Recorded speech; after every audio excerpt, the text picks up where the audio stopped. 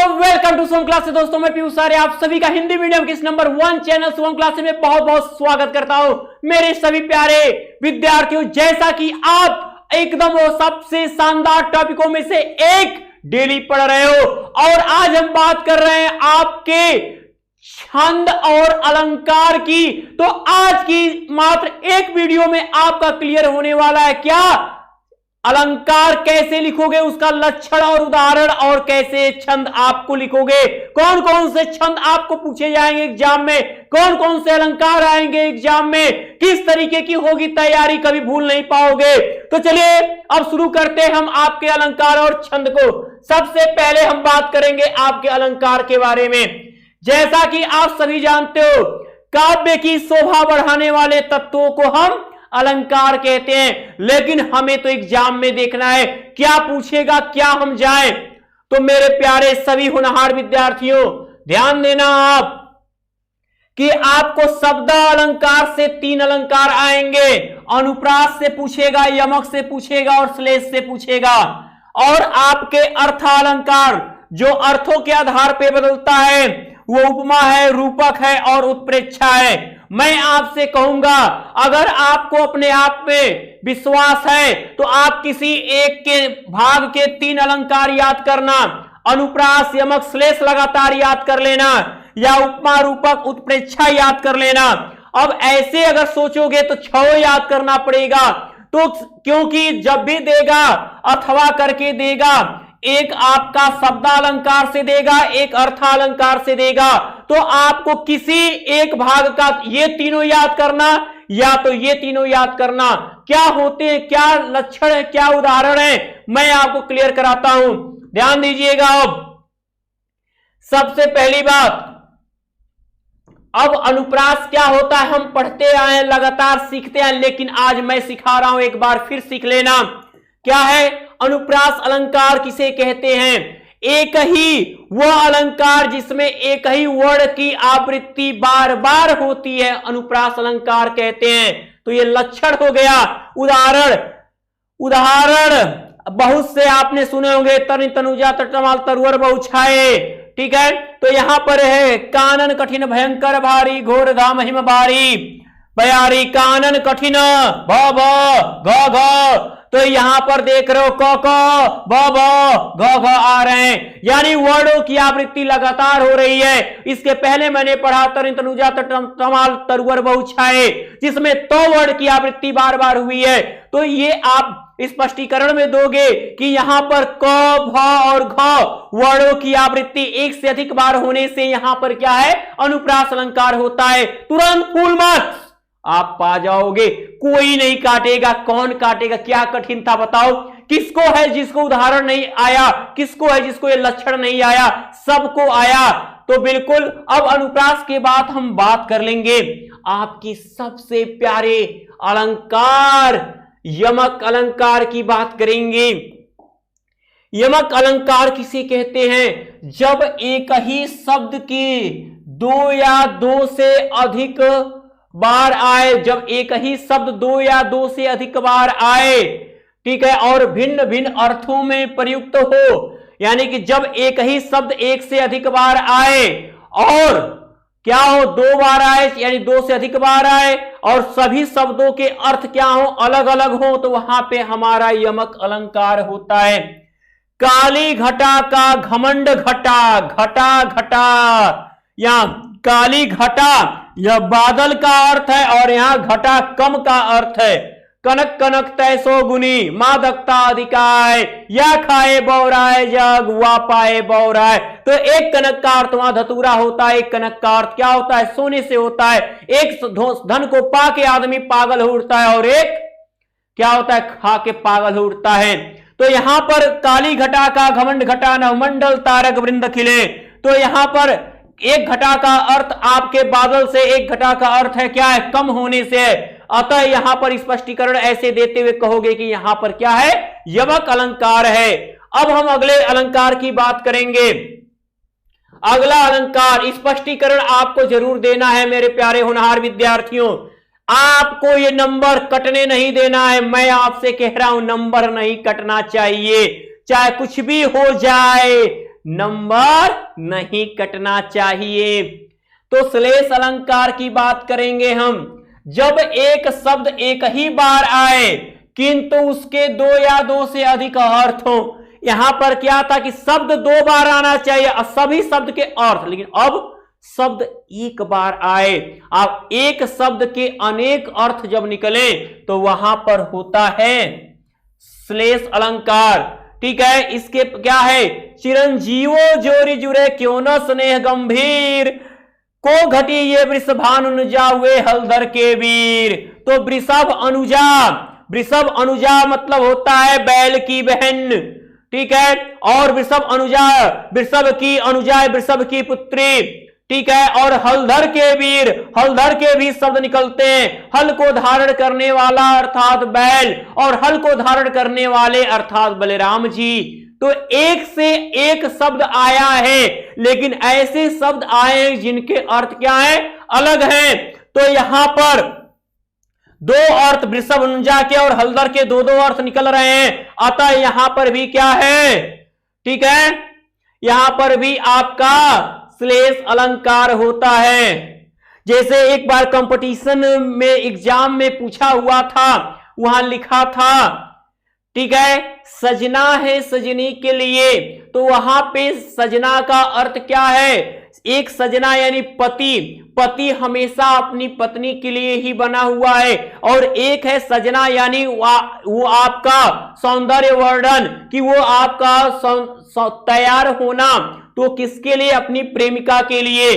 तो यहां पे दोनों एक शब्द एक ही है, लेकिन अर्थ उसके एक से अधिक हैं। ऐसे ही असुबिरन को खोजत फिरे, कभी व्यापारी कभी व्यभिचारी चोर।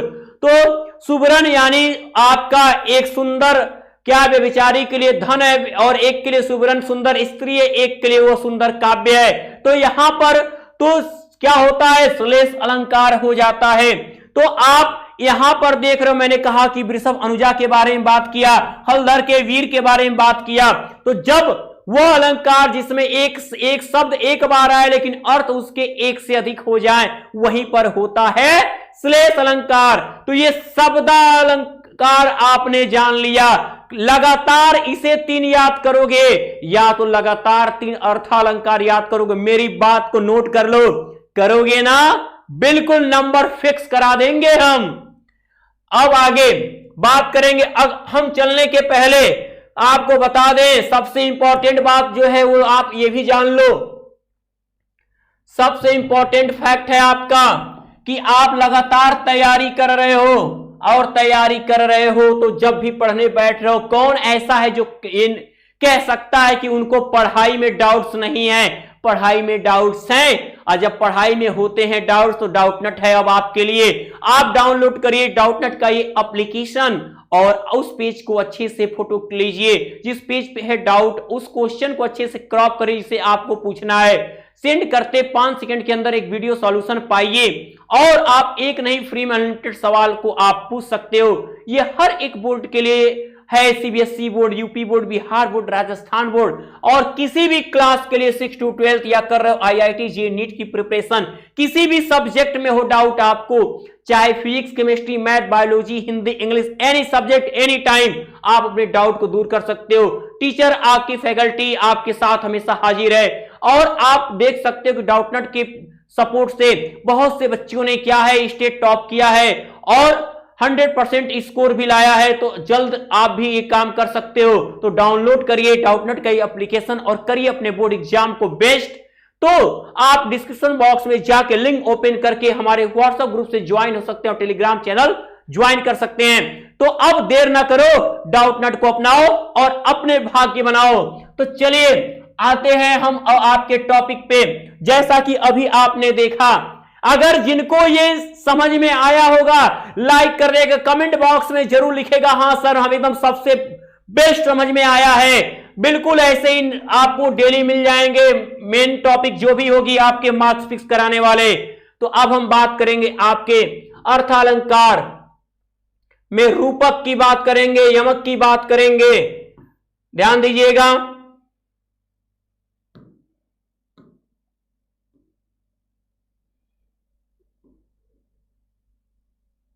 पहले आते हैं हम उपमा पे। इसमें उपमा और उत्प्रेक्षा, ठीक है, मैं आपको बता दूं तीनों यहीं पे। ये उपमा है, यहां रूपक है, मेरी तरह से समझना, यहां उत्प्रेक्षा है। ये कभी भूल के नहीं भूलोगे, मैं वादा करता हूं, और ना ही ऐसे किसी ने आपको क्लियर किया होगा। दो शब्दों को याद रख लो अपने मन में, एक शब्द उपमेय याद रख लो, एक शब्द उपमान याद रख लो। लक्षण लिखने के लिए काफी हो जाएगा, चाहे वो उपमा के लिए हो, चाहे रूपक के लिए, चाहे उत्प्रेक्षा के लिए। दो शब्द आपकी परिभाषा याद। कैसे? उपमेय और उपमान क्या होता है? जिसकी तुलना होती है उपमेय, जिससे तुलना होती है उपमान होता है। तो आप कहोगे कि जब, ठीक है, जब उपमेय की उपमान से क्या तुलना की जाती है, जब उपमेय की उपमान से तुलना की जाती है, वहां उपमा अलंकार होता है। जब उपमेय को उपमान मान लिया जाता है, अर्थात एक ही रूप दे दिया जाता है, वहां पे क्या होता है? रूपक। ठीक है, जब यहां तुलना की जाएगी उपमेय की उपमान से, उपमा अलंकार मान लिया जाएगा, क्या होगा? रूपक अलंकार। यहां संभावना, तीन शब्द हो गया, परिभाषा डन कर लो। अब उदाहरण भी देखना, जहां उपमेय की उपमान से तुलना की जाए रूपक, ये उपमा अलंकार, जहां उपमेय को उपमान मान लिया जाए रूपक अलंकार, जहां पे उपमेय की उपमान में संभावना व्यक्त की जाए कि ये हो सकता है, वहां उत्प्रेक्षा अलंकार। उदाहरण को मैं आपको बता दूं, इसकी पहचान, कोई भी उपमेय हो सकता है जहां पे आपका आ जाए सी, सा, से, सरिस, और ये शब्द वाक्य में रहे और उनके पहले ये योजक चिन्ह आ जाए, तो समझ जाइएगा कि ये क्या है? आपका उपमा अलंकार है। जैसे में पीपर पात सरिस न डोला, ठीक है, तो यहां पर आपका बिल्कुल इस तरीके से होगा। जितने आज सॉन्ग बनते हैं उपमा ही दिए जाते हैं, रूपक ही दिए जाते हैं, उत्प्रेक्षा, ये अर्थालंकार, क्योंकि सॉन्ग में अर्थ बहुत अर्थों का ही जोड़ होता है। तो सीसा से सरिस जरूर ये आएगा। कोई भी उपमा का उदाहरण लोगे, सी लिखा आएगा, डैश आएगा, सा लिखा होगा, डैश आएगा। मैंने कहा कि पीपर पात सरिस मन डोला। अब रूपक में इसकी पहचान क्या है कि इसमें सीसा से सरिस नहीं रहेगा, बस जिन शब्दों के बीच जो है माना जाएगा उनके बीच योजक आएगा। चरण कमल बंदो हरिराई, ठीक है, चरण कमल के बीच योजक आएगा, लेकिन सीसा से सरिस नहीं आएगा। उत्प्रेक्षा, इसमें इसकी पहचान क्या? कोई भी इसकी कविता होगी उसमें मनु, मानो, मनहु, जनु, जानो, जनहु, त्यों, ये शब्द जरूर आएंगे, समझिएगा, उत्प्रेक्षा अलंकार है। चलिए, मैंने अपनी परिभाषा बताई, अब आपने रटा हुआ है उसको भी देख लो। उपमेय की जाती है। अब इसमें आपके देखिएगा, हरिपद कोमल कमल से सीसा से सरिस, सीसा से सरिस, हरिपद कोमल कमल से, हरि का पैर क्या है? कमल के समान है। तो इस तरीके से आप कह सकते हो हरिपद की तुलना कमल से की गई है। तो जहां पे उपमेय की उपमान से तुलना से शब्द आया हुआ है तो उपमा अलंकार है। अब हम बात करेंगे आपके किसके बारे में? उत्प्रेक्षा और रूपक के बारे में। तो रूपक को देखते हैं। रूपक कह रहा है कि जहां उपमेय में उपमान में जब अंतर दिखाई न दे, यानी तो हम उसे, यानी कि भेद रहित, यानी हम उसको उसी रूप का मान लें, ठीक है, तो वहां क्या होता है? हमारा रूपक अलंकार होता है। गिरा अनिल मुख पंकज रोकी, गिरा अनिल के बीच क्या आया है? डैश आया। मैंने कहा कि योजक चिन्ह का आना। प्रकट न लाज निशा, ठीक है, अवलोकी, तो लाज को निशा मान लिया गया, गिरा को अनिल मान लिया गया है। इस तरीके से यहां पर मैंने कहा क्या? चरण कमल बंदो हरिराई, तो ठीक है, तो आपके रूपक अलंकार। अब उत्प्रेक्षा की बात कर लेते हैं, जहां पे संभावना आपकी बताई जाएगी। देखिएगा, मैंने जो बताया वो आपके होंगे।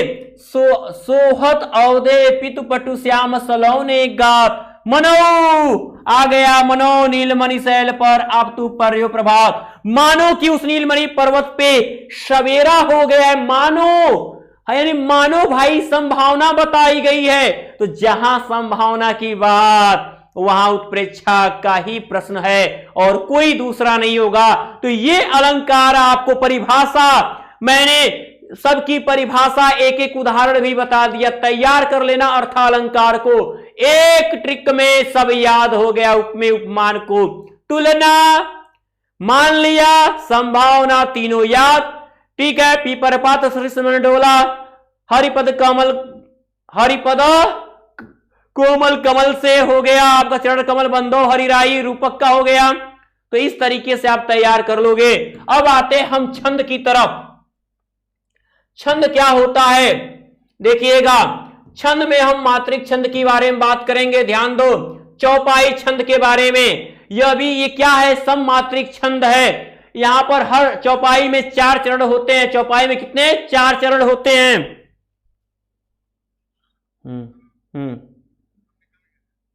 ठीक,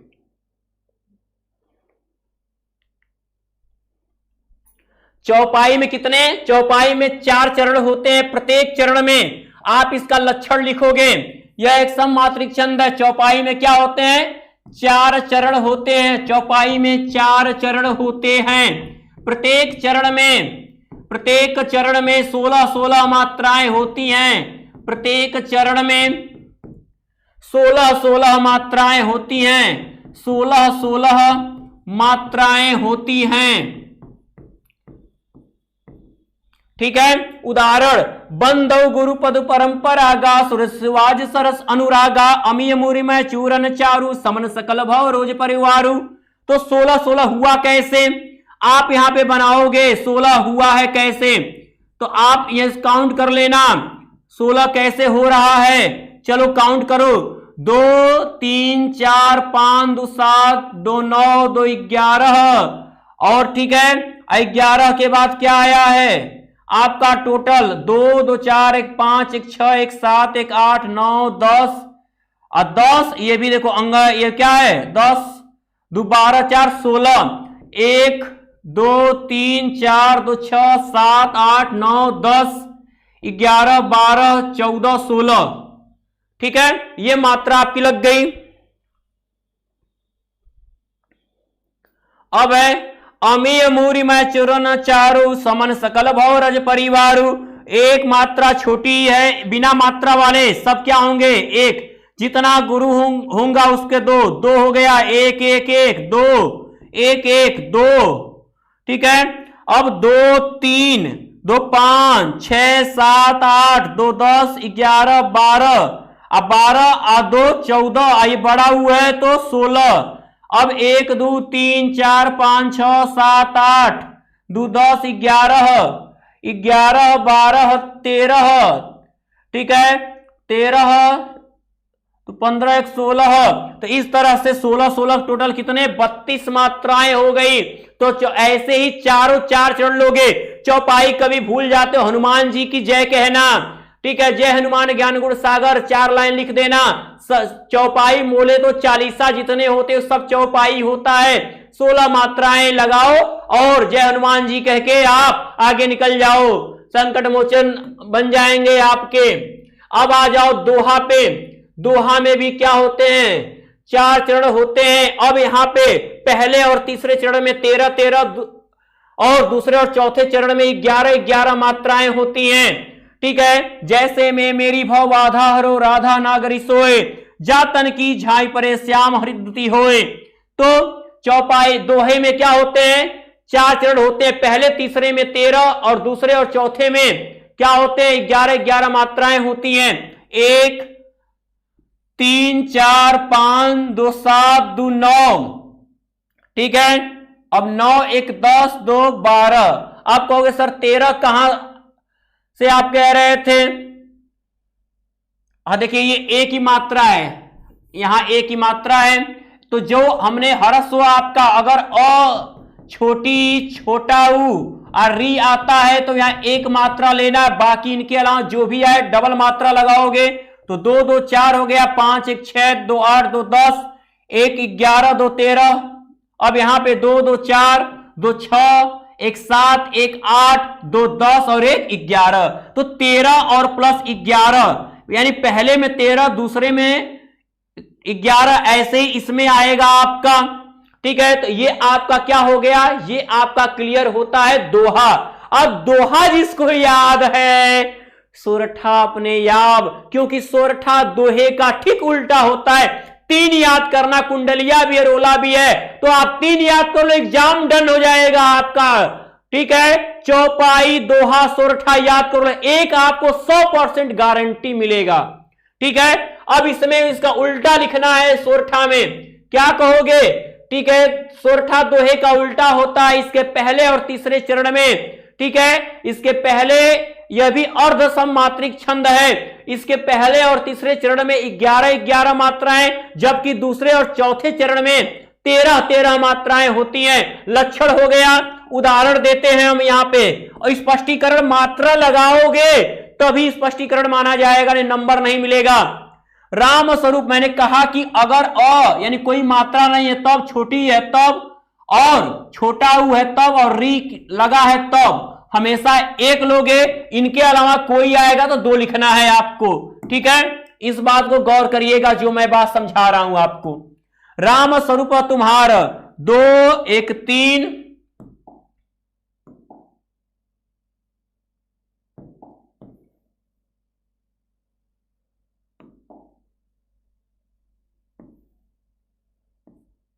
देखिए 2 1 3 1 4 2 6 1 7 8 2 10 1 11 हो गया। फिर अब दूसरे में देखेंगे 1 2 3 1 4 2 6 1 7 1 8 1 9 2 11 12 13, तो 11 और 13 मात्रा हो गई। पहले में 11 चाहिए था, दूसरे में 13, इसमें भी वही बात आ जाएगी। 1 2 3 4 5 6 7 8 2 10 11 हो गया तीसरे में, चौथे में 13 आना चाहिए।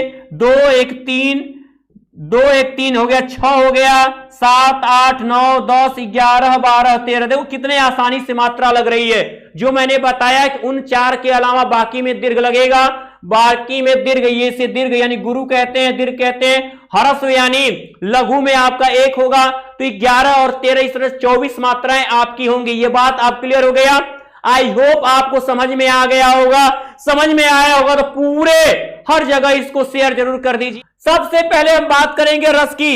जैसा कि रस के बारे में आपको पता होना चाहिए कि आखिर रस है क्या, क्योंकि हमें यह समझना जरूरी है कि रस आखिर होता है क्या।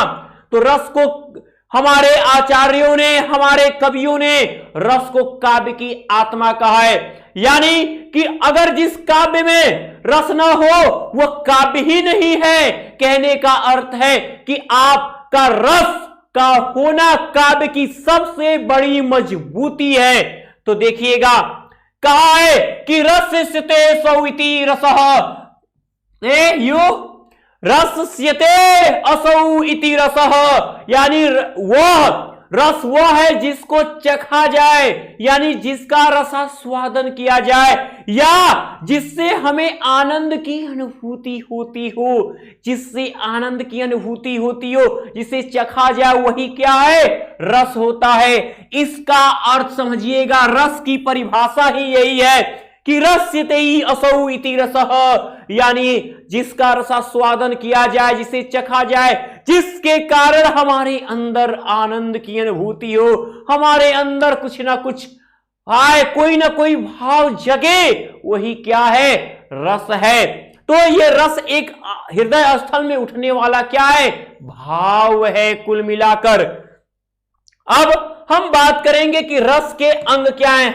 हम एग्जाम की टॉपिक पे आएंगे, बताने को तो रस को बताया जाए तो आपको 2-3 1 घंटे कम पड़ जाए, क्योंकि हम 1 हफ्ता कम से कम पूरा डीपली जानने के लिए लगेगा क्लास 1-1 घंटे का। लेकिन आपको जितना एग्जाम में चाहिए, आज की वीडियो में आपको 100% मैं सिखा के रहूंगा। तो रस के अंग की बात करते हैं हम।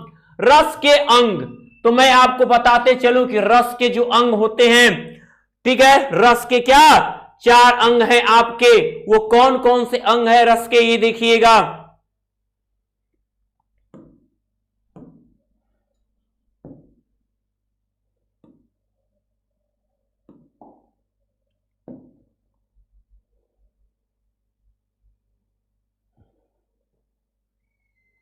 आपके रस के ये 4 अंग जो आपके सामने ये दिख रहे हैं, अब देखिएगा रस के 4 अंग कौन कौन से हैं? आपके अस्थाई भाव, विभाव, अनुभाव और संचारी भाव। रस के ये 4 अंग होते हैं। पहले हमको डीपली इनको समझना होगा, क्योंकि जो ये चारों चीजें हैं, जब हम रस के लक्षण लिख लेंगे, जब रस के उदाहरण लिख लेंगे, तो स्पष्टीकरण इन चारों शब्दों से आपको देना होगा। और आप स्पष्टीकरण जब दे दोगे तभी होगा कि आपने जो है रस को क्लियर किया है। ओके,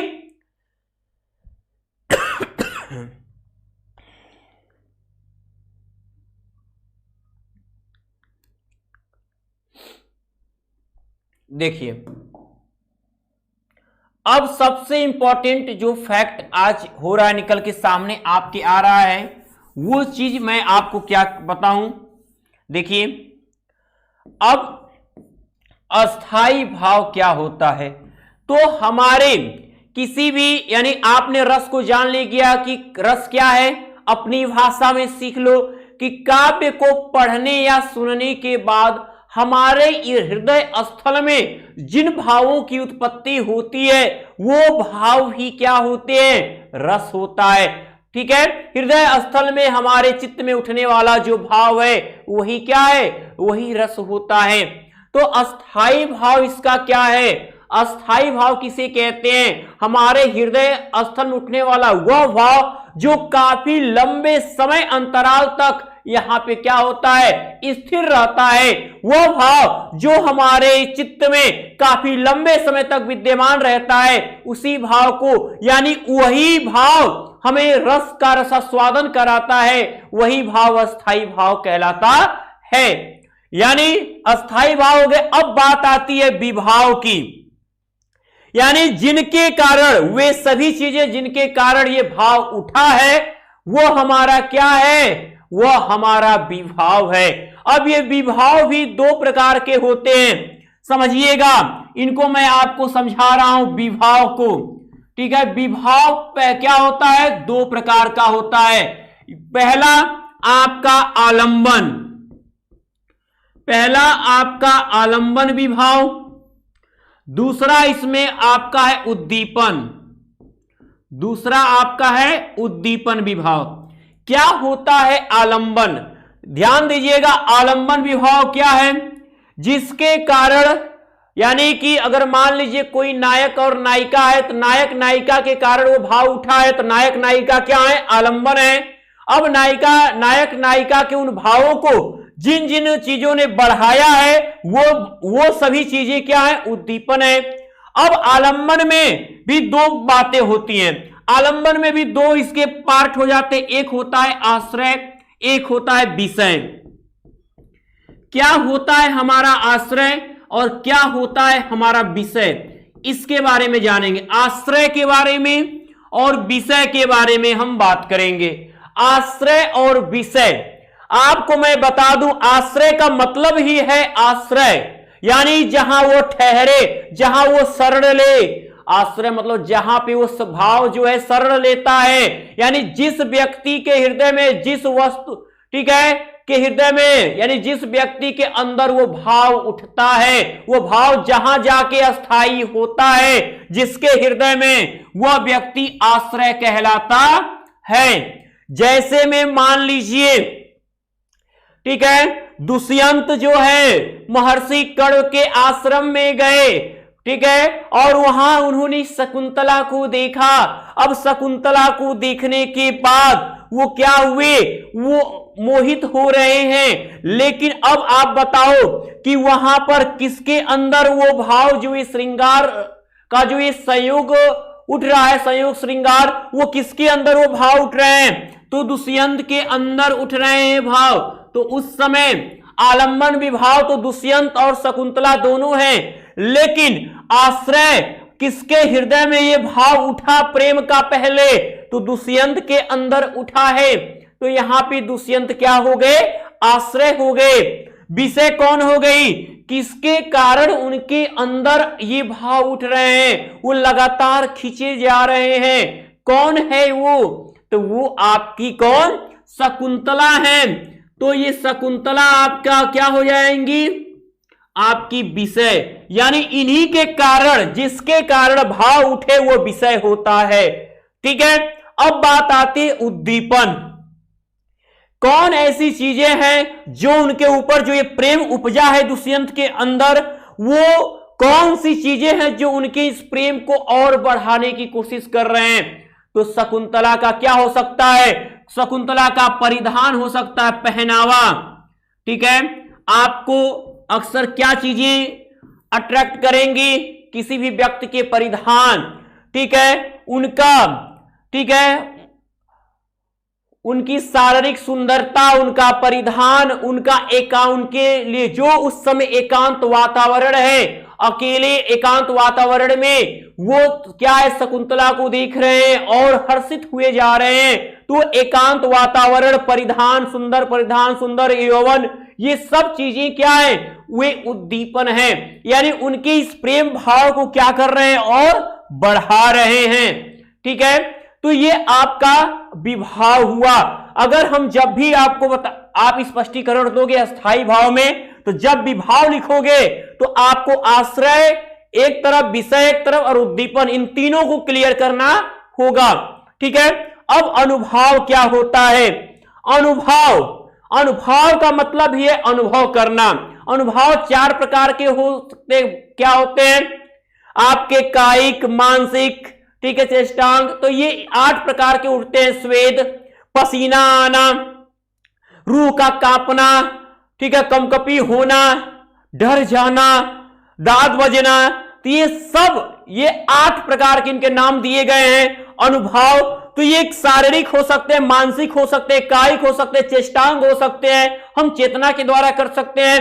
तो ये अनुभव, अब देखो जैसे क्या है, किसी भी, अब वहां पे दुष्यंत को क्या है, दुष्यंत के अंदर जो और चीजें भाव उठ रहे हैं, अब उनके अंदर क्या हो रहा है? उनकी जो ये हार्ट बीट है लगातार कंपन कर रही है। तो उनके कायिक ये क्रिया हो रही है, हार्ट बीट उनकी बढ़ रही है। तो अब यहां पे जो हृदय का कंपन करना, वो अनुभाव हो गया।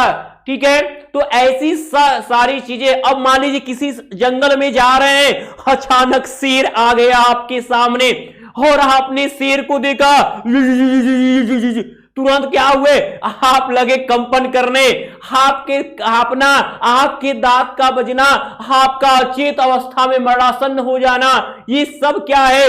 आपका अनुभव है। और उस सिचुएशन में वहां पे आपका भय आता है। तो भया, ठीक है, अब वहां पे विभाव में आपका आश्रय आप हो, विषय शेर है, और उद्दीपन में वहां का एकांत वातावरण वहां पर भी है। ठीक है, शेर का गुर्राना, वहां आपका क्या हो जाएगा? उद्दीपन हो जाएगा। अब बात आती है संचारी भाव क्या होगा? तो संचारी भाव मैं क्लियर कर दूं, वह भाव जो पानी के बुलबुलों की तरह उठते हैं और क्या है? खत्म होते रहते हैं। बात मैंने यहां दुष्यंत शकुंतला की अगर लूं, तो मैं यहां पे आपको बता दूं, अब दुष्यंत शकुंतला को देखने के बाद उनके अंदर तो प्रेम अब जग चुका है। अब उनकी क्या इच्छा है कि मैं शकुंतला को देखूं, शकुंतला को गले लगा लूं, शकुंतला, तो यानी बहुत सी चीजें अब उनके मन में उठ रहा है कि उनके साथ में घूमने जाऊं, खूब खुशियां मनाऊं, कूदूं, उछलूं। तो जो भाव अब वो रुक नहीं रहे, उनके मानसिक चेतना जो है अब रुक नहीं रही, एक से एक अलग अलग भाव उनके अंदर आते जा रहे हैं। जैसे अब शेर की बात कर ले, तो शेर को जब हमने देखा तो अब क्या, अब मुझे खा जाएगा, अब मैं मर जाऊंगा, मुझे कोई नहीं बचाएगा, अब कैसे क्या, मतलब अनेकों भाव, डर समाया है वो अस्थाई हो गया। लेकिन उसके अलावा जो अलग अलग भाव आपके मन में आते जा रहे हैं, तो मैंने कहा संचारी भावों की टोटल संख्या जो 33 होती है, तो जरूरी नहीं इकट्ठा 33 आए, उन 33 में से जो जो आप कर सकते हो, ठीक है, खुद के लिए, ठीक है, क्या है? डर जाना, विफुल्लित होना, कूदना, रोना, हकलाना, बड़बड़ाना, कनी को भाव है। तो ये पानी के बुलबुलों की तरह भी डर है, तभी रोने लगोगे, अचेत पड़ने लगोगे, आपका लगातार भाव अदला बदली होगा। लेकिन एक भाव होगा जो यहां पे हमेशा रहेगा, दुष्यंत शकुंतला का भाव होगा तो प्रेम यहां पे बस चुका होगा, और शेर को देखना डर हमेशा होगा। तो ये आप कर सकते हो, ये मैंने स्पष्टीकरण के लिए बताया, क्योंकि पूरा उदाहरण लिख लोगे। मैंने एक दिन कहा था कि खूब अच्छी खासी सब्जी बना के नमक भूल जाओगे तो फिर उसको खाने में मजा नहीं आएगा। तो आपको वही करना है कि पूरा एग्जाम्पल लिखने के बाद, उदाहरण प्रस्तुत करने के बाद आपको स्पष्टीकरण जरूर देना है। इस बात को गौर करिए, ठीक है। चलिए अब आते हैं हम आपके आगे की तरफ।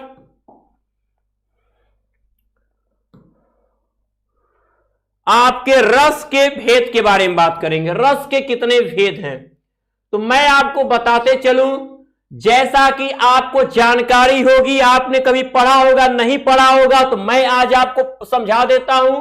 रस हमारे अंदर, चूंकि हमारी ये जीवन क्रिया है और हम अपनी जीवन क्रियाओं में अनेकों लोगों के कारण, अनेकों चीजों के कारण, अनेक चीजों को देखने सुनने के कारण हमारे अंदर अलग अलग तरीके के भाव उठते हैं।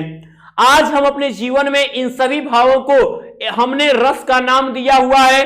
अब वो रस के भेद, अब चूंकि जो लोग हिंदी मीडियम से आज बिलोंग करते हुए इन सब चीजों को बहुत क्लियरली समझ सकते हैं। जिन्होंने इस चीज को नहीं जाना वो क्या जानते हैं कि जीवन में इतनी भाव भी हमारे अंदर आते हैं। लेकिन लाइफ का ये जो जीवन का जो स्तर है, कोई ऐसा स्तर नहीं जहां पे हमें इन सभी भावों को का सामना नहीं करना पड़े। हर हमेशा करना है, हमेशा करना है। तो इन भावों से बचने के लिए ये थोड़े कि अपने आप को रोक लोगे आप, तो आपको दुनिया में आगे बढ़ना है और हर चीजों को आपको क्लियर करना है, ठीक है। श्रृंगार रस की बात करेंगे। श्रृंगार रस, श्रृंगार रस, श्रृंगार का मतलब ही है कि कब ये आपका, इसका स्थायी भाव रति होता है, इसका स्थायी भाव रति होता है, जिसे कहते हैं प्रेम। रति का अर्थ क्या होता है? प्रेम का होना, ठीक है। अब श्रृंगार रस के दो भेद होते हैं, ठीक है, संयोग श्रृंगार और वियोग श्रृंगार। संयोग श्रृंगार और वियोग श्रृंगार, वियोग को ही विप्रलंब श्रृंगार भी कहते हैं, ठीक है। इन दोनों का स्थायी भाव रति ही होगा, ठीक है। यहां क्या होता है? संयोग श्रृंगार कब होता है? श्रृंगार रस कब होता है? जब नायक नायिका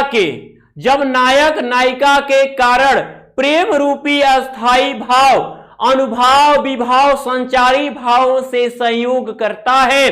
परिभाषा सुनिएगा श्रृंगार रस का, श्रृंगार रस की परिभाषा ही उसको लक्षण कहा जाएगा।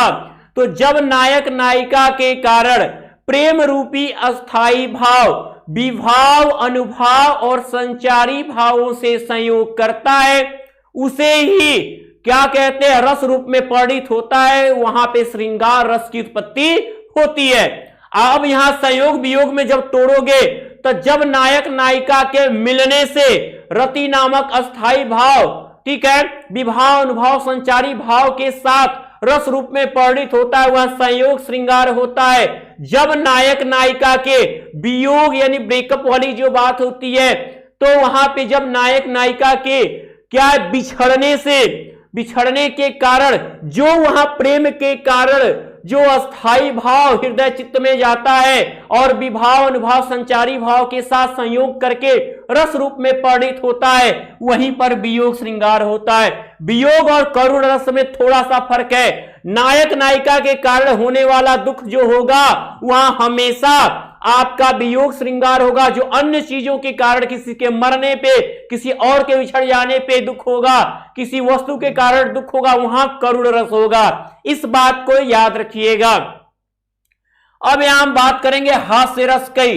हास्य रस का अस्थाई भाव जो है हास होता है, ठीक है। सबको बारी बारी जाना जाएगा। करुण रस का स्थायी भाव शोक हो गया। शोक का मतलब दुख, हास मतलब हंसी। वीर रस का स्थायी भाव हमारा क्या है? उत्साह, ठीक है, वीर रस का अस्थाई भाव उत्साह, भयानक रस का, ठीक है, भय, विभत्स रस का जुगुप्सा, जुगुप्सा, अद्भुत रस का अस्थाई भाव विस्मय, यानी कि आश्चर्य। आपके मुख्य रूप से 9 रस है। कितने? मुख्य रूप से 9 रस। ठीक है, आगे चल के 2 रस और बढ़ाए गए, वात्सल्य रस और भक्ति रस। तो 9 रस आपके मुख्य रूप से 9 रस होते हैं। ये आपके अस्थाई भाव इनके हैं। और जो रस है उनको देखेंगे हम। देखिएगा, आपका हो गया था विभत्स, अद्भुत रस हो गया, शांत रस का निर्वेद, अस्थाई भाव क्या हो गया? निर्वेद हो गया। वात्सल्य रस का, वात्सल्य रस में आप बताओगे कौन सा होगा? यहां पर क्या होगा? पुत्र प्रेम, पुत्र रति कह ले, पुत्र प्रेम वात्सल्य रस में। भक्ति रस में क्या क्या ले सकते हैं? भक्ति रस में, ठीक है, इस भक्ति, इस प्रेम कह ले हम भगवान के प्रति। तो यहां पे भक्ति रस हो गया आपका, वात्सल्य रस ममता। तो इस तरह से आपका ये कुल मुख्य रूप से 9, 2 रस ये बने। लेकिन आपको कौन कौन से रस पढ़ने हैं? ये जो सामान्य हिंदी वाले हैं उनको श्रृंगार रस, हास्य रस, करुण रस, वीर रस और शांत रस, इन 5 रसों को पढ़ना है। बाकी जो लोग साहित्यिक हिंदी से उनको पूरा ये रस पढ़ना है। ठीक है, तो आज चलिए, अगर आप सभी अगर ये 4 रस भी तैयार कर लोगे तो भी आप पूरी तरह, सामान्य हिंदी वाले 4 तो 3 ही तैयार कर लेंगे। सामान्य हिंदी के लोग अगर 3 ही रस केवल तैयार कर लें, उनका उदाहरण ले लें, तो बिल्कुल आपका रस में नंबर फिक्स होता है। डरने की जरूरत नहीं, प्रैक्टिस। अब आप इसके लिए भी आलस दिखाओगे हम इतना नहीं करेंगे, तो क्या करोगे? पेपर पहले ही आपको दे दिया जाए? अरे भाई प्रैक्टिस करो, बहुत आसान हिंदी होती है, बिल्कुल आसान होती है। ठीक है, देखिएगा,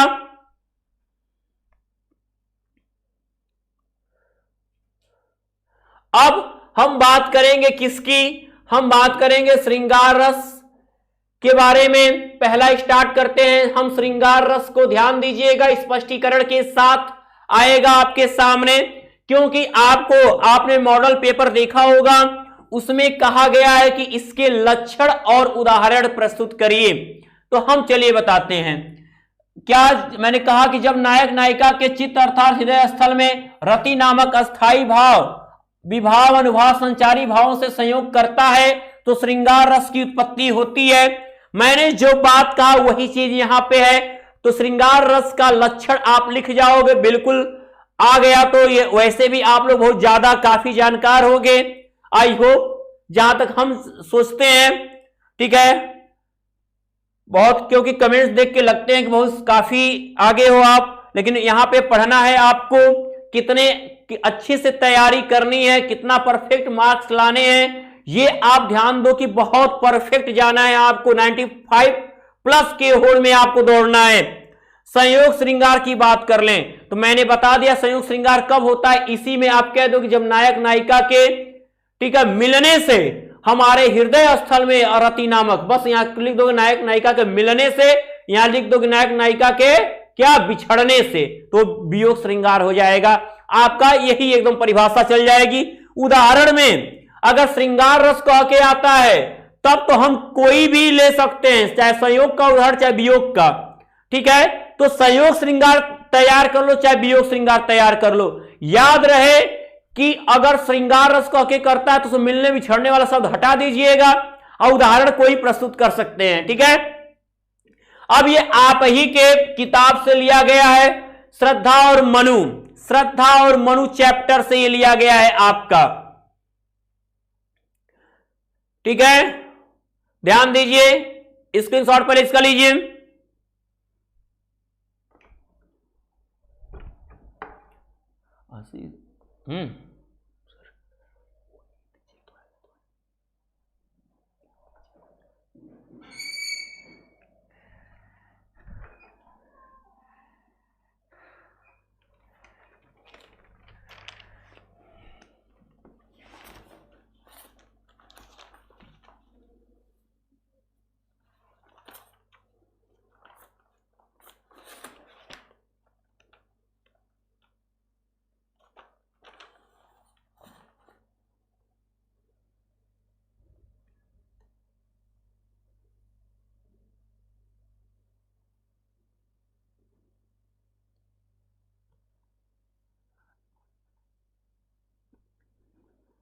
आपको हो गया। ध्यान दीजिए, संयोग श्रृंगार की बात, अब उदाहरण आप दे रहे हो, लक्षण तो आप लिख लिए, उदाहरण ये आपके, ठीक है, कामायनी से, जयशंकर प्रसाद के जो एक कामायनी का है, ये आपका श्रद्धा और मनु आपके ही किताब का है, बिल्कुल। आप तीन अगर आप याद कर लेते हो, पवन दूतिका है आपका, कैकेयी का अनुताप है, श्रद्धा और मनु है, इन तीनों के अर्थ को आप तैयार कर लोगे तो बिल्कुल आप बेस्ट हो जाओगे। मैं तीनों का पढ़ा दूंगा आपको जल्द, और आपको संस्कृत के भी अर्थ। तो लेकिन पहले अब यहां पे मैं आपको बताऊं, कौन हो तुम वसंत के दूत? अरे तुम वसंत के ये दूत कौन हो? तुम कौन से इस वसंत के संदेश वाहक बनकर आई हो? विरस झड़ में अति सुकुमार। यहां पे इस विरस झड़ में मैं इतना नीरस पड़ा हुआ हूं और तुम यहां पे संजीवनी लेकर आई हो, अति सुकुमार। हे नवयुवती, तुम यहां पर आई कौन हो? घन तिमिर में चपला की रेख, इस घनघोर काले बादलों के बीच तुम बिजली की चमक बनकर आई हो। आखिर तुम कौन हो? एकदम उत्साहित हो चुके हैं कौन? मनु। किसको देखकर उत्साहित हो कि ये बातें क्या कर रहे हैं? श्रद्धा को देखकर। तो तपन में शीतल मंद बयार, अरे तुम इस गर्मी में भी पूरी तरह एकदम शीतल हवा की तरह महसूस करा रही हो, इस तपन में भी तुम ठंडक दे रही हो। आखिर तुम कौन हो? अब इनके अंदर क्या है? पूरी तरह जैसे ही श्रद्धा से मिल रहे, इनके अंदर श्रद्धा को देखकर प्रेम का भाव जग गया है और वो पूछ पड़ते हैं। अब यहां पे आए हम, तो अब देखेंगे इसका स्पष्टीकरण क्या लिखोगे। अब उदाहरण तो दे दिए, अब यहां लिखोगे आप स्पष्टीकरण। स्पष्टीकरण में ज्यादा कुछ मत करना, लिखना चारों लाइन। अस्थाई भाव लिखोगे। क्या लिखोगे? अस्थाई भाव। अस्थाई भाव क्लियर हो गया कि संयोग श्रृंगार है तो रति है। अब यहां पे लिखोगे क्या? विभाव। क्या लिखोगे? विभाव। यहां विभाव में आलंबन, विभाव में बस तुम कर देना क्या? आश्रय। आश्रय करना। तो किसके चित्त में यह भाव उठा है? किसके अंदर प्रेम पहले जगा है? कौन बोला है यहां पे? यहां मनु ने श्रद्धा से कहा है। अगर श्रद्धा मनु से कहती तो भाव यहां मनु के अंदर उठा है, तो मनु जो है आश्रय हो गए, इन्हीं के अंदर उठा है। विषय कौन हो गई? विषय किसके कारण उठा है? तो श्रद्धा जो है विषय हो गई। इस चैप्टर में इस आप श्रद्धा मनु से कोई भी एग्जाम्पल ले सकते हैं श्रृंगार रस का, तो यहां पे आपको मिल जाएगा। एक बार श्रद्धा मनु से कहते हैं, मनु श्रद्धा से कहते हैं, तो जब श्रद्धा मनु से कहेंगी तो वहां पे श्रद्धा आश्रय हो जाएंगे और मनु विषय हो जाएंगे। और यहां पे आपका उद्दीपन कौन हो रहा है? उद्दीपन यहां पर स्पष्ट किया गया है, लिखा गया है विरस झड़ में, यानी कि वहां का वातावरण, ठीक है, क्या वर्तमान वातावरण, वर्तमान परिदृश्य, ठीक है, एकांत, एक लिख सकते हो एकांत वातावरण, ठीक है। एकांत वातावरण क्या कर रहा है? उनके प्रेम को और जगा रहा है, जो नीरस अवस्था में पड़े थे जगमगा से उठे हैं। अब यहां पे अब उद्दीपन हो गया आपका एकांत वातावरण। आपने अस्थाई भाव बताया, विभाव, उद्दीपन हो गया अनुभाव। अनुभाव, ठीक है, हृदय गति का बढ़ना। इनके अंदर अब क्या है? मानसिक अनुभाव है। अनुभाव में क्या लिख दोगे? मानसिक, ठीक है, चेष्टांग, यानी हृदय चित्त का क्या है? हृदय गति का बढ़ना, हृदय गति का बढ़ना, प्रफुल्लित होना, ये सब वो अनुभव कर रहे हैं। अब उसके बाद अनुभाव के बाद संचारी भाव। संचारी भाव उनके अंदर क्या उठ रहे हैं? ठीक है, संचारी भाव उनके अंदर क्या है? उत्साहित होना, ठीक है, लगातार उन्हें एक तक दृष्टि देखना, मन में अनेकों ख्याल लाना, स्वप्न करना। तो अनेकों संचारी भाव अब उनके अंदर क्या है? उगते जा रहे हैं। एक हट रहा है दूसर का, अब मैं पहुंच जाऊं, अब मैं बात करूं श्रद्धा से, अब श्रद्धा के साथ घूमूं, मतलब अलग अलग चीजें उनके मन में। अब एक खत्म हो रहा है, दूसरा आ रहा है। लेकिन क्यों हो रहा है? क्योंकि अंदर अस्थाई भाव बैठ गया है। कौन सा भाव? रति, जो प्रेम है उनके अंदर जग चुका है, अब उसे रोका नहीं जा सकता है। तो ये बात है, वो कभी खत्म होने वाला नहीं है। संचारी भाव बदलेंगे लेकिन वो नहीं बदलेगा। तो ये आपका स्पष्टीकरण हुआ। ऐसे ही हम बात करेंगे अगले की। अगला है वियोग श्रृंगार। तो वियोग श्रृंगार में आप देख परिभाषा लिख लोगे, मेरे प्यारे नव जलस से कंज से नेत्र वाले। अरे यहां पर सुनिएगा, आपका पवन दूतिका से है ये, ठीक है। मेरे प्यारे नव जलस से कंज से नेत्र वाले। हे पवन, राधा पवन को दूध बनाकर जब भेजती हैं, कहती है हे पवन तू सुन ले, मेरी प्यारी नव जलस से कंज से नेत्र वाले। अरे मेरे प्रियतम श्री कृष्ण जो है बादलों के रंग जैसे कृष्ण और कंज जैसी आंखों वाले, ठीक है। जाके आए ना मधुबन से और न भेजा संदेशा। अरे पवन, जब से वो सुन मेरी व्यथा को, जब से वो हमें छोड़कर मथुरा गए, तब से वो लौट कर ना आए और ना ही मेरे लिए कोई संदेशा भेजे। मैं रो रो के प्रिय विरह से बावली हो रही हूं और मैं अपने प्रियतम श्री कृष्ण के विरह में और रोज रो रो के बावली यानी पागल होती जा रही हूं अपने प्रियतम के प्रति। जाके मेरी सब दुख कथा श्याम को तू सुना दे। हे पवन तू सुन, जाके मेरी ये व्यथा मेरे प्रियतम श्री कृष्ण को सुना दे। अस्थाई भाव क्या हो गया? यहां बात है एक नायिका का नायक के लिए, ठीक है, विरह यानी दुख का होना। तो यहां पे वियोग श्रृंगार, अस्थाई भाव तो रति ही होगा। अब यहां पे हम बात करेंगे तो आश्रय कौन है, विषय कौन है? तो आश्रय हमारा किसके चित्त में ये भाव उठ रहा है? राधा के। किस विषय कौन है? श्री कृष्ण है। उद्दीपन क्या है? उद्दीपन क्या है? एकांत वातावरण। यहां पर भी कहोगे हवा का राधा को स्पर्श करना, ठीक है, हवा का राधा को स्पर्श करना। राधा क्यों गुस्सा हुई थी? क्योंकि हवा, वो अपने आप को एकांत कमरे में बंद की हुई है और हवा रसंदानों से प्रवेश करके पहुंच जाती है। उनको जैसे स्पर्श करती राधा का क्या होता है? दुख और बढ़ जाता है। आप रो रहे हो और उस समय आके कोई आपके सामने डांस करे तो फिर क्या होगा? आपका रोना और बढ़ेगा, तकलीफ और होगा कि वो मेरा मजाक बना रहा है। तो जब आप रोते हो, आपके रोने में जब किसी की हंसी आती है तो वो तकलीफ कितनी गुनी होती है, ये आपको समझ में आना चाहिए। इसीलिए किसी भी रोते हुए के सामने उसका मजाक नहीं बनाया जाना चाहिए।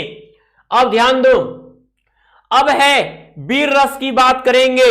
वीर रस, यहां पे कहोगे आप, जब किसी भी काव्य को पढ़कर सुनकर हमारे अंदर उत्साह नामक अस्थाई भाव विभाव अनुभाव संचारी भावों से संयोग करके रस रूप में परिणित होता है, वहीं पर वीर रस होता है। तो यहां पे जिस प्रकार से यहां किताबी भाषा है, उत्साह के व्यक्ति जीवन के कई क्षेत्रों में होती है। तो अब हम कह लें कि जब उत्साह का भाव जागृत और पुष्ट होता है तो वीर रस का उत्पन्न होता है, ठीक है। तो मैंने जो बात बताई आप उस पर क्लियर करोगे कि जब किसी काव्य को पढ़कर या सुनकर हमारे हृदय चित्त में उत्साह नामक अस्थाई भाव जो है विभाव अनुभव संचारी भाव संयोग करके रस रूप में परिणित होता है, वहीं पर क्या होता है? वहीं पर वीर रस होता है। आप वीर रस की उदाहरण देने के लिए बहुत सी इतनी सारे ऐसे मैथिली शरण गुप्त ने तो पूरे भरे पड़े हैं, सुभद्रा कुमारी चौहान के भरे पड़े हैं वीर रस से। कहते हो बुंदेले हर बोलो के मुख हमने सुनी कहानी थी, खूब लड़ी मर्दानी वो तो झांसी वाली रानी थी, यही हल्दी घाटी उछल कलेजा काट लिया, राणा प्रताप के घोड़े ने रक्त हमारा चाट लिया। तो ये पढ़ने के बाद मन में एक्साइटमेंट बढ़ता है, एक उत्साह आता है, जिसको पढ़ने के बाद हम यहीं पर बैठे रहते, कहते सीमा पे गोली चलती रहती है और हम कहते हैं मारो पाकिस्तान अभी खत्म हो जाए। अरे क्यों लगता है? यहां से क्योंकि हमारे अंदर देशभक्ति वीरता, यहां बैठे बैठे होता लगता है कि वो अभी टीवी में न्यूज देख रहे हैं, यहीं से फायर कर देंगे। तो ऐसे भाव उठने लगते हैं। तो उत्साह, जब भी हमारे अंदर उत्साह आया वो वीर रस ही होता है। तो याद रखिए, यहां जैसे कहा साजी चतुरंग सैन अंग में उंगधारी, सुरजा शिवाजी जंग जीनत चलत है, भूषण भंत नाद विहद नगारन के नदी नदमद में गबरन के रुलत है। तो यहां पर क्या है, शिवाजी जब चल रहे हैं, बादलों की गड़गड़ाहट हो रही है, हाथी एकदम मस्त हो गए हैं, सबके अंदर उत्साह आ गया है कि युद्ध में अब शिवाजी चल चुके हैं। तो यहां पर आपका वीर रस स्पष्टीकरण आप दे सकते हो। क्या आश्रय कौन है? कौन है आश्रय? शिवाजी है। और विषय कौन है? वहां पर युद्ध का उद्दीपन कौन है? वहां का वातावरण। और आपका आलंबन कौन है? शारीरिक अनुभव क्या है? शारीरिक अनुभव हो रहे हैं, मानसिक अनुभव हो रहे हैं। संचारी भाव क्या है? लोगों को उत्साहित करना, खुश होना, उछलना, कूदना, नाचना, नृत्य करना, अनेकों संचारी भाव आ रहे हैं। वीर रस हो गया। अब आते हैं करुण रस पे। देखिए,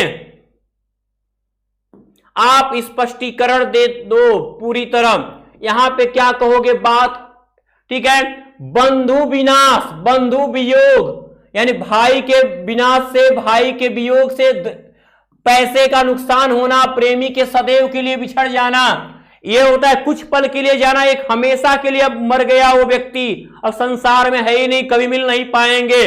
तो जो दुख उत्पन्न होता है, तो शोक नामक अस्थाई भाव यहां पर विभाव, अनुभाव और संचारी भाव के संयोग से करुण रस को प्राप्त होता है। इन दशाओं के कारण करुण रस को एकदम क्लियरली स्पष्ट कर दिया गया है। अब आप उदाहरण लिखोगे, क्यों छलक रहा दुख मेरा उषा की मृदु पलकों में, हाँ उलझ रहा सुख मेरा संध्या की घन अलकों में। तो आप पूरी तरह से कह सकते हो कि आपको अब यहां पे दुख की बात, ठीक है, क्यों छलक रहा दुख मेरा उषा की मृदु पलकों में, इस सुबह की वातावरण में मेरा दुख किस प्रकार क्या है उछल रहा है, इसके बारे में चर्चा की गई है। पहले स्क्रीनशॉट ले लो इसका।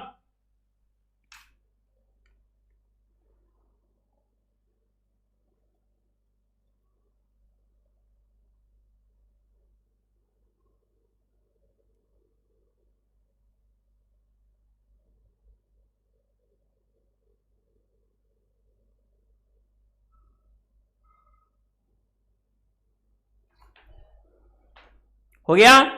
तो यहां क्या देख रहे हो, यहां पे आपका क्यों छलक रहा दुख मेरा उषा की मृदु पलकों में, तो कवि यहां पर क्या है, अस्थाई भाव तो हो गया हमारा करुण का शोक, लेकिन आश्रय कौन है? कवि है। और विषय कौन है? वो अपनी प्रियतमा के एकदम दुनिया से चले जाने के बाद विरह में है, या वियोग नहीं होगा क्योंकि अब वो दुनिया से जा चुकी है। तो यहां पर आपका क्या हो जाएगा? विषय हो जाएगा। ऐसे तो रोना होता है, लेकिन जिंदगी में अगर कोई व्यक्ति अगर न रहे तो क्या दर्द झेलना पड़ता है, ये सब जानते हैं जिनके घर में ऐसा होगा। तो हाँ उलझ रहा सुख मेरा संध्या की घन अलकों में। अब यहां पे आपका अनुभव क्या है? आपका शरीर में रोंगटे खड़े हो गए, आप अचेतन होते जा रहे हो, तो ये आपकी अचेत अवस्था में जाना आपका अनुभव है। संचारी भाव क्या है? को संचार उद्दीपन देखिए छूट गया। उद्दीपन क्या है? सुबह का आपके दुख को कौन बढ़ा रहा है? सुबह की मीठी सुबह और शाम का वह वातावरण क्या कर रहा है? आपके उद्दीपन को और बढ़ा रहा है, दुख को और बढ़ा रहा है।